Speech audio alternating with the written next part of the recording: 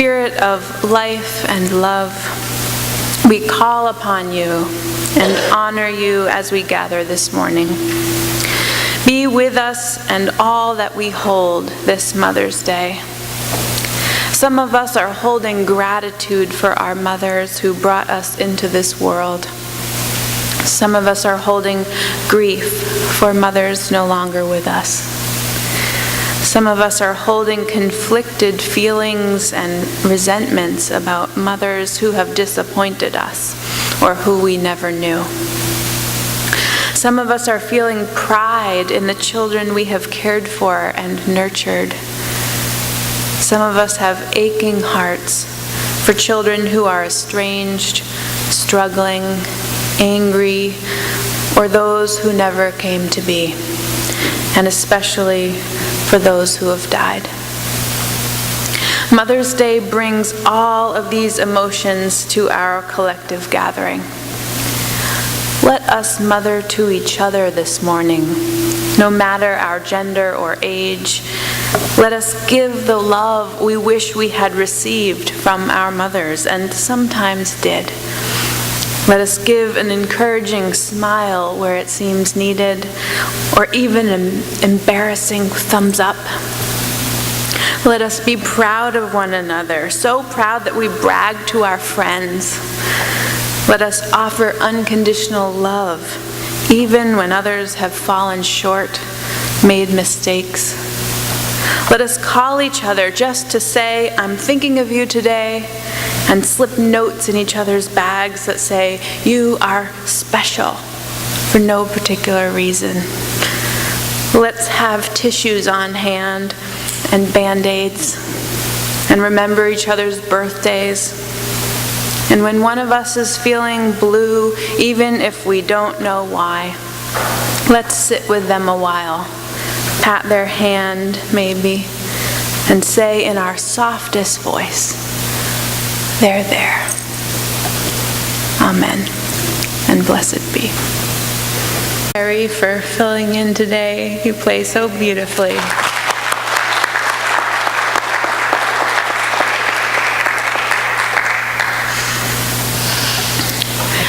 Our reading this morning is by Maureen Killeran. Let us tell the stories of mothers, stories that could be true. Let us tell of warm mothers, soft and round, likely to be found with flour on their nose, and always ready to pour you a glass of milk to go with the cookies on your plate. These mothers are increasingly rare. Let us tell of mothers who are like bubbles of champagne. They surprise your senses, leave you giggly, but when you least expect it, they erupt with an unexpected pop. Stories that could be true. Then there are grouchy mothers, stressed mothers, exhausted mothers, faces lined with worry and spirits tired and gray. Other mothers are wise and reliable, not prone to many words or to a lot of noise, but you know that when you need them, they'll be there. Let us tell of fierce mothers, the ones who will love you even when you're wrong. Let us also tell of absent mothers whose memory shimmers at the edges of your heart. Let us tell of distant mothers, cruel mothers, loving mothers, giving mothers. There are walk-away mothers, save the world mothers, too busy mothers, mothers you cry because you lost them, and mothers who make you cry because you can't. Stories that could be true. May we hold in our hearts the mothers we have known, those who loved us and those who tried. May we forgive the mothers who didn't get it right and try to release the knots of disappointment, anger, grief, pain. May we hold in our hearts the truth that mothering, nurturing, is a task that belongs to all of us. However old or young you are, whatever your gender, may you make extra room for nurturing in your life this week. May you say something real to a harried store clerk, give a coworker a genuine compliment, take time to listen deeply to a friend. In our shared worship, may we remember and reflect and create anew the stories of love and nurture from this point forward, stories that can be true. Thank you so much.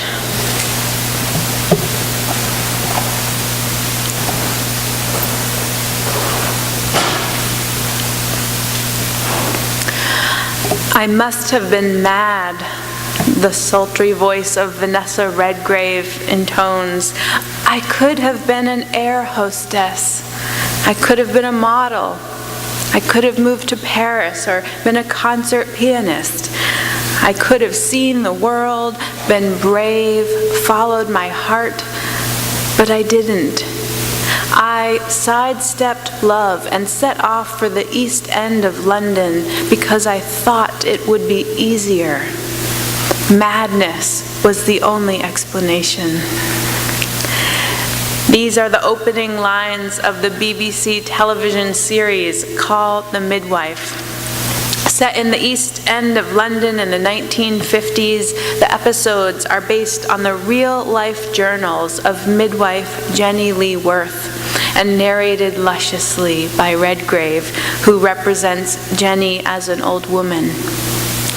But back in her 20s, to sidestep love, as she says, Jenny joined Nonnatus House, a nursing convent that served the women of Poplar, England. Jenny doesn't know that she's going to a nunnery.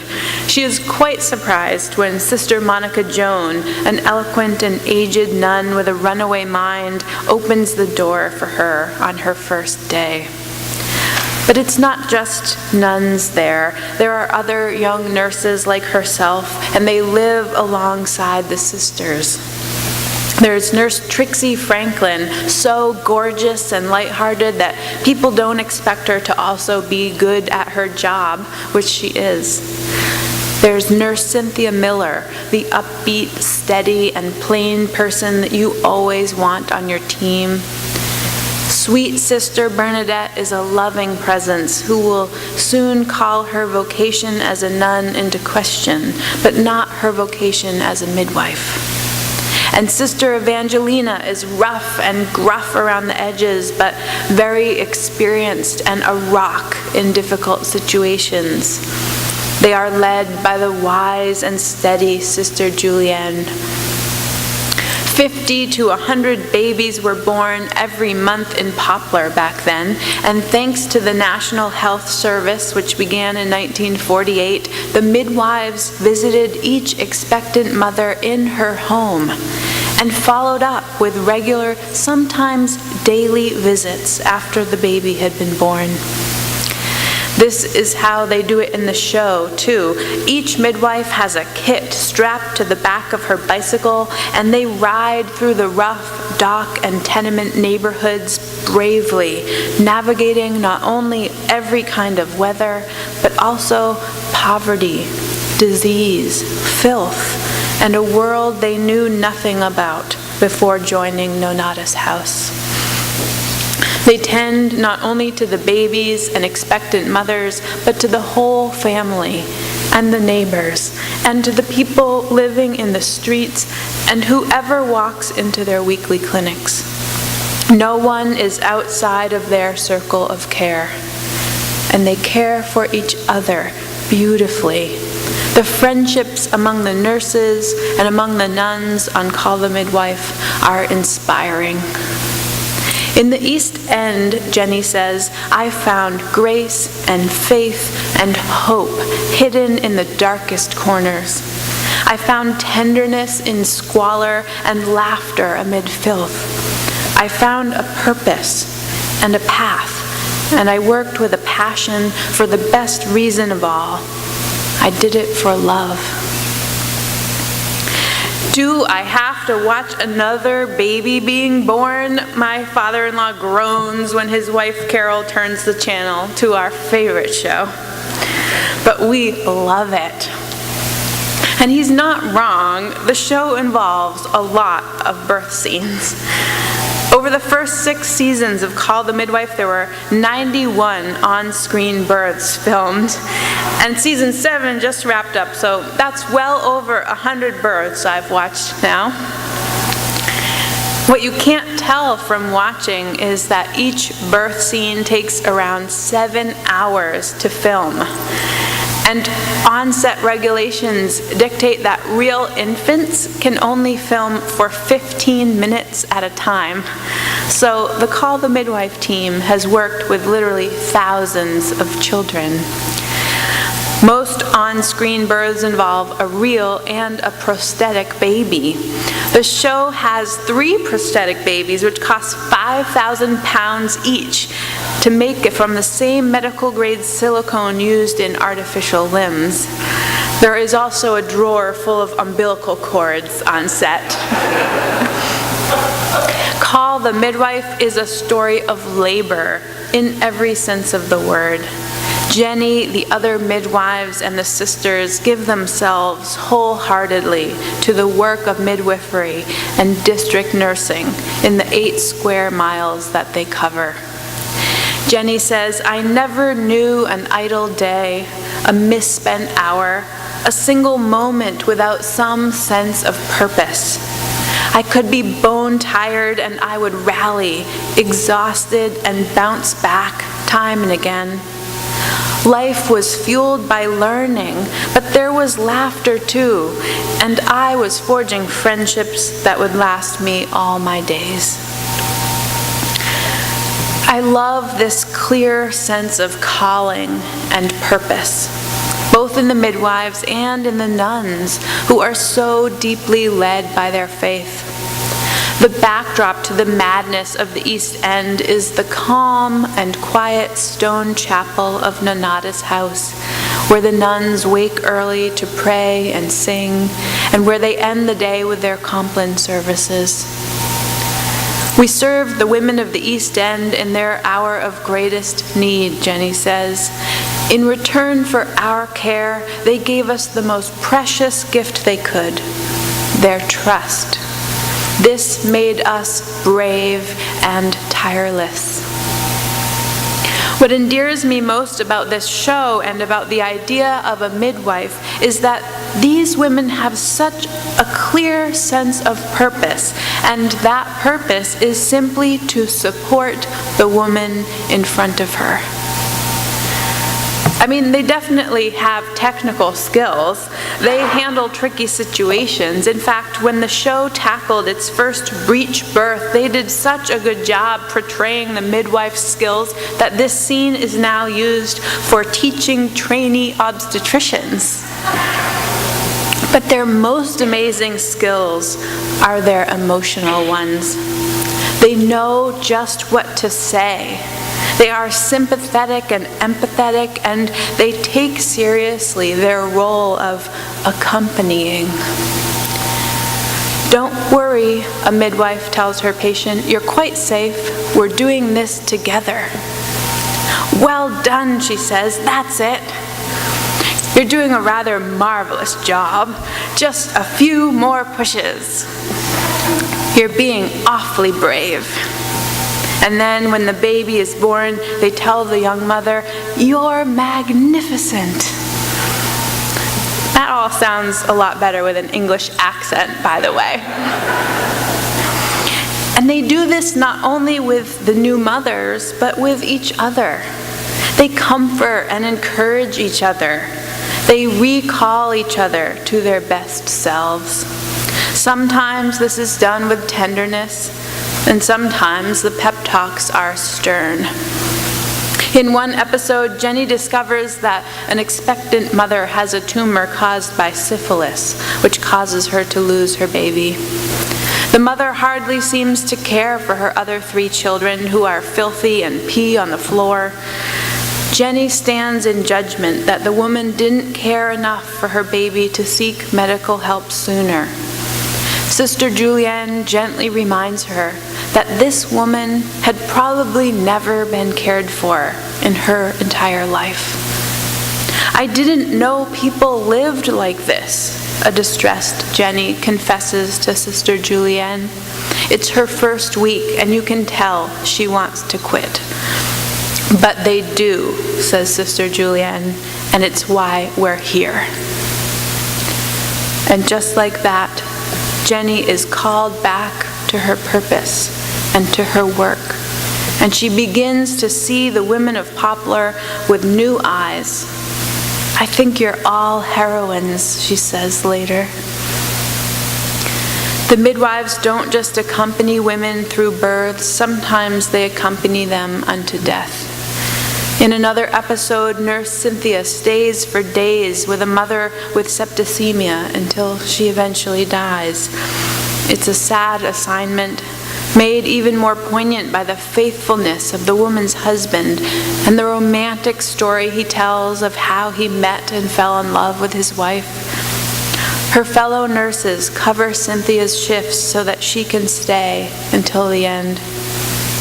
Coming home to Nonnatus house after the woman has died, Cynthia can't sleep. So she knocks on Jenny's door, and the two talk late into the night. Her heart so full from what she's just been through, Cynthia says to Jenny, "We have a duty to live every moment the best we can. I mean, really live it, even if it means getting hurt. Otherwise, what's the point? We mustn't let fear stop us." Those midnight meetings of the nurses, tucked away in their bedrooms, away from the nuns, sharing hot cocoa or secret cocktails, processing their days and what they've learned, sharing their knowledge with each other, encouraging each other and sympathizing with one another. They're such tender scenes. They are using those same midwife skills to accompany one another. Now, those of you who haven't watched this show shouldn't think from my description that it's all gory birth scenes and agonizing deaths. It's a very funny show as well. There's a lot of humor. One of my very favorite characters is a nurse nicknamed Chummy, played by the comedic actress Miranda Hart. When she arrives at Nonnatus house, she is so big and tall that she doesn't fit into any of the uniforms. Undaunted, she simply stays up all night and sews herself a uniform that fits. She has never learned to ride a bicycle, so everyone gathers around her to coach her in this all-important skill for getting around Poplar. The children of the East End are delighted at her ineptness as she goes crashing into a local policeman, who, of course, she falls in love with. But while her struggle to master the art of bicycling provides lightness and comedy, we also see a determined woman who can fall off a bike time and again and not give up until she can ride.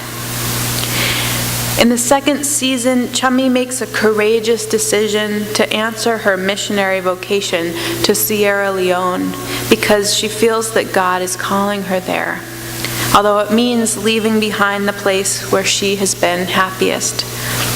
She knows that life in Nonnatus house and the support of her fellow midwives has made this next step possible. The only reason I'm even half brave enough to go is because of you, she says. You've shown me that I have something to offer the world. What would each of us be capable of if we had a cheering squad beside us telling us, "You're magnificent. Don't worry, you're quite safe. We're in this together. You're being awfully brave." It's hard to estimate how far a kind and encouraging word will go. Often the person giving it never realizes the true impact. But the truth is, we are surrounded by midwives. I think back to my 20s and to people who encouraged my writing. It meant the world to me when a friend would say, "Send me more." I remember my sister gave me a writing class at the Boston Center for Adult Education as a Christmas gift. It was the best gift in the world. After the first session, everyone in my class decided to sign up for the next one and the next. And then we decided that we'd just meet on our own. And we did that for years, just encouraging each other to keep writing week after week, sharing ideas and giving feedback. We called ourselves the Splinters because we'd splintered off on our own. Several of my friends from this group are published now, and I snap up their books as soon as they are in print. And when they are in Provincetown, they come by the church to see me preach.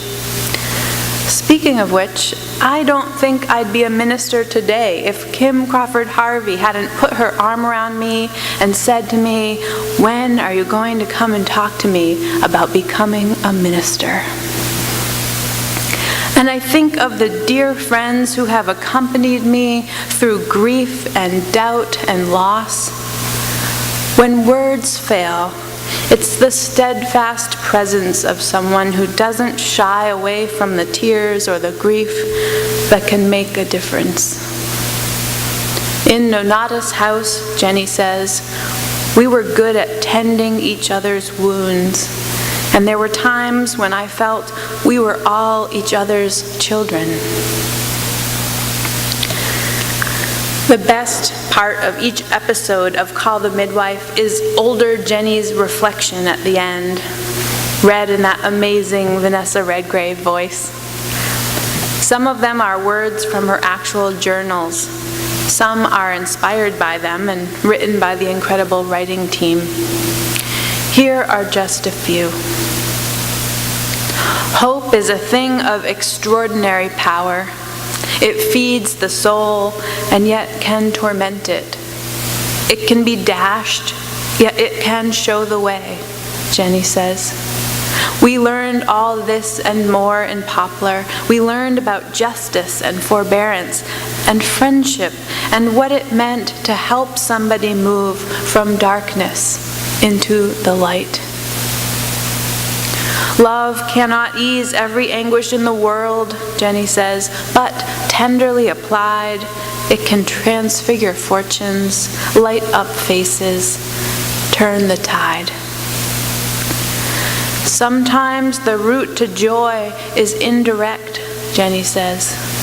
Our journey home not quite as we expected. There's no magic star to guide our steps, no ancient prophecies to predict our way. The greatest gift is to know that we travel not alone, but in the company of others.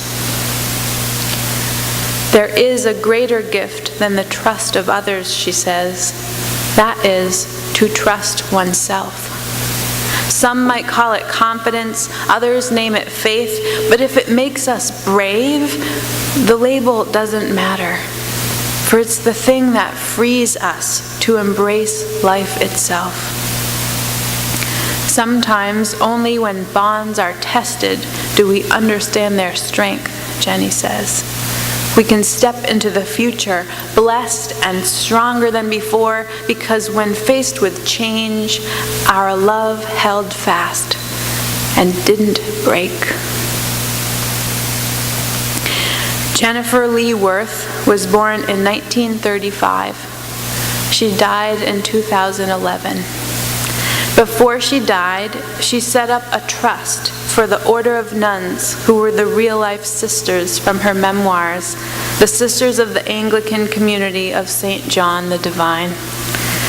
The order left the East End in 1976, but continued their work in Birmingham, working with the homeless. The Sisters of St. John the Divine now receive an income from the profits of the books and the television show. Even in her death, Nurse Jenny is a midwife, tending to the dreams and passions and callings of her friends. Let us all be midwives, helping each other to deliver our dreams, our truths, our tears, our creative endeavors, our longings for justice, our grief, and our hope. Let us recall each other to our best selves again and again. And let us also tend to each other's wounds, recognizing that we are indeed one another's children. Happy Mother's Day. Amen, and blessed be.